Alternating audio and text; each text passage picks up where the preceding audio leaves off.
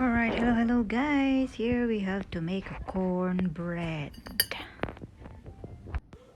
First things, we need 1 cup of flour, sifted, and a 3/4 cup of cornmeal. Alright.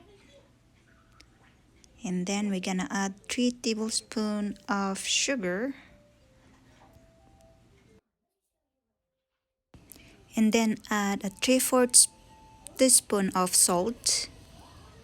And then 2 and 3/4 teaspoon of baking powder.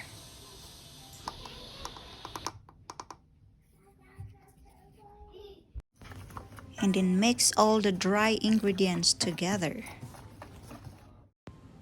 I use a cast iron skillet or skillet, and then add a teaspoon of butter to melt it in there.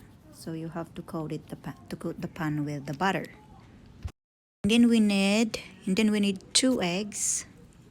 Butter it or whisk it. And then we need 1 cup of milk. And then we add a 1/4 cup of cooking oil or butter.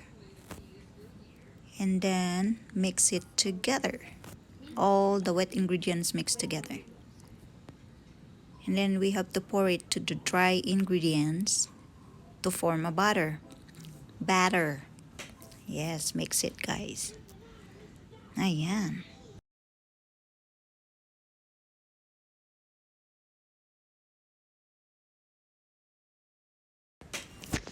And then pour it into the iron skillet. Ayan.